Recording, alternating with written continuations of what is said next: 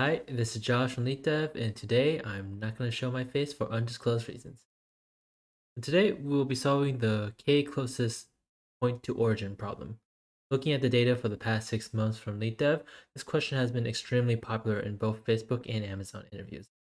So these are your top companies. Make sure you know the techniques in these questions. In this problem, we have a list of points on a plane, and we want to find the k closest points to the origin 0, 0. So imagine we have our origin right here, which is 0, 0. Now, we can calculate the distance by using the Euclidean distance, which is square root of a squared plus b squared. A being our x-axis and b being our y-axis. In example 1, we have the points 1, 3 and -2, 2, and we want to find the closest element to point of origin. The answer is -2, 2, because if we do the math, 1 squared plus 3 squared is 10, and we can just omit the square root because the square root of a bigger number is still bigger than a square root of the smaller number. So the square root of -2, 4, plus the square root of 2 would give us 8, and because 8 is smaller than 10, we use -2, 2. And in example 2, we need to use these coordinates, and we need to find the two smallest values. The answer is 3, 3 and -2, 4. And I'll leave the mathematics for that to be something to do on your own if you are curious. Now let's get started on solving the problem. The key idea to solving this problem is that we want to find the k smallest element in our array. And what's one way of doing that? Well, you could sort our array by the Euclidean distance, which in this case it's 9 plus 9 gives us 18. We can use a sorting algorithm with our own custom comparator that would sort our array by the smallest Euclidean distance. And then if we did that, our algorithm would keep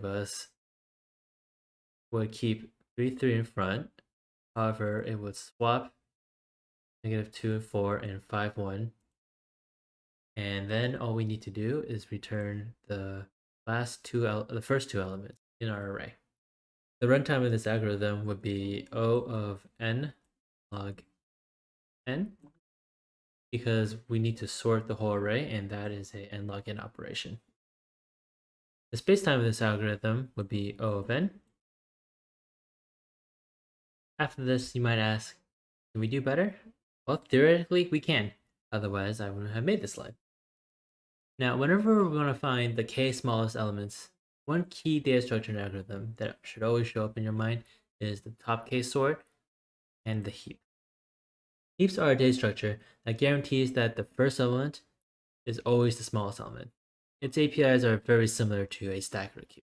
Heaps are implemented in multiple ways, but I'm just going to represent it with a binary tree. So right now we have a min heap with 5, let's say 7, and 9, and this is the top of our. Now I won't go into the implementation details in this video, but there are 3 key APIs that we need to know. There's peak, which just looks at the top element in our heap and returns that. Because of the property of a heap, the top element is always the smallest integer in our data structure. And this is a quick O of 1 operation. We have insert, which adds another integer into our heap. It is a login operation because of the underlying implementation of a heap as a binary tree. Finally, we have remove, which only removes the top element in our heap. It's a login operation because if we remove the top, we need to rebalance our binary tree to give us another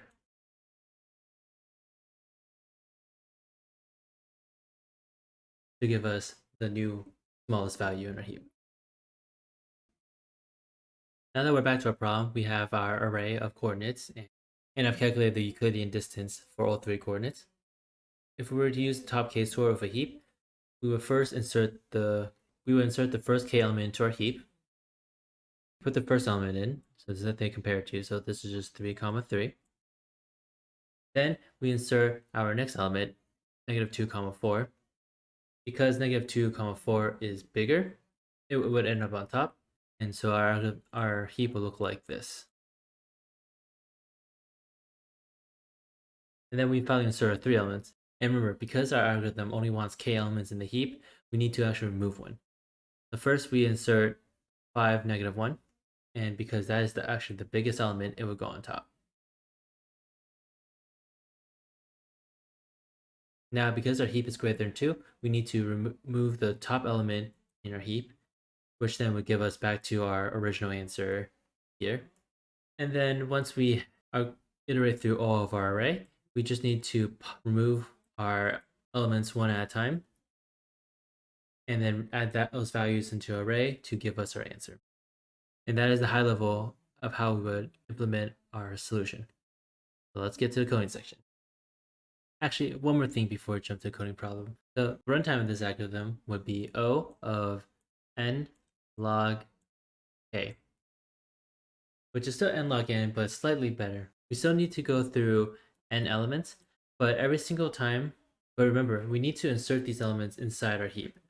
And our heap algorithm, and the insertion and removal runtime of a heap is log n.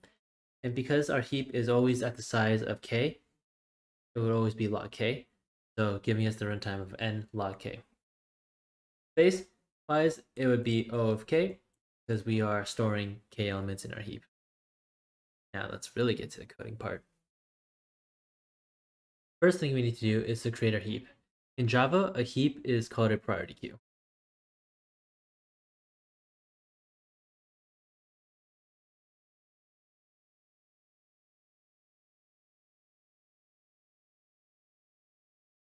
Now before we continue along, I want to point out that in our priority queue, we pass into our constructor our k elements, and then we pass in a lambda function. Now before we continue along, I want to talk about our priority queue. In a constructor, we pass in our k element for its size, and then we pass in a custom comparator. Oops. Let's see. We pass in a custom comparator that we'll use to calculate the Euclidean distance of our points that we're going to insert in. And then we also need to use the inverse of that to give us a max heap instead of a min heap.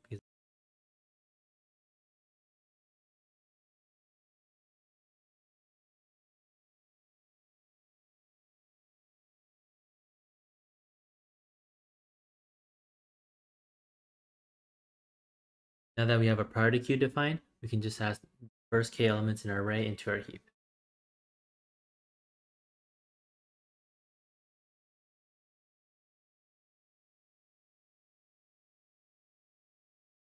Now, that step was actually optional, but I just wanted to define it for some clarity for us. At this point, what we did in our priority queue is we added the first, this example, 2 elements. We insert 3, 3 into our heap, and we call it this is 18, this is 20, and this is 26. We first inserted 3, 3, and then we inserted -2, 4, and because -2, 4 is bigger, we would make -2, 4 be the top element in our priority queue. Now back to the code. We have our first k elements inside our heap. Now we just need to traverse the rest of the heap and add the remaining elements in our array into our heap while ensuring that our heap only has k items inside of it.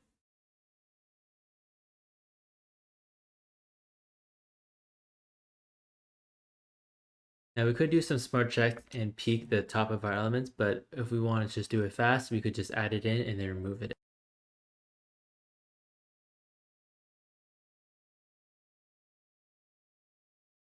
Like on the whiteboard, we would insert the point 5, -1 into our heap, and that would give us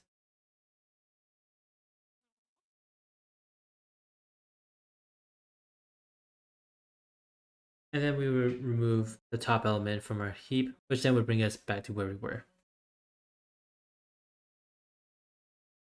Now that we're done iterating through our list, we just need to create a new output list and then pop everything out from our heap and add it to the list, and then return our list to give us the answer.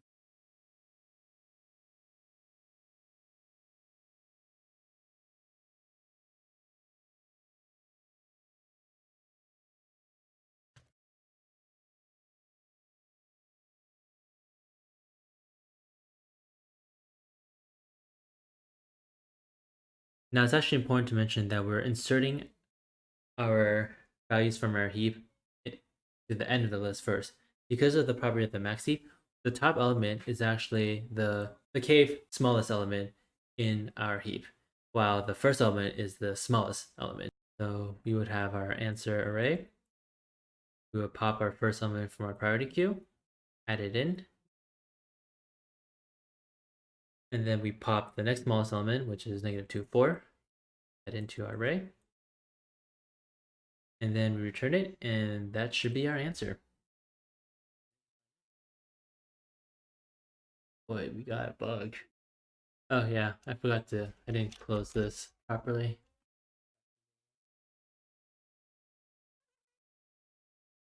All right, there you go. Now let's submit for real. Up, and there we go. We have our answer. This is how we would solve the k closest point to origin problem. The important lesson that you should take out of the video is the properties of a heap and how you might be able to use it in a top k sort algorithm. Now, if you like this video, please like and subscribe to get weekly, hopefully daily updates. Otherwise, if you have any questions or comments, leave them in the comments below. Otherwise, bye and have a great day.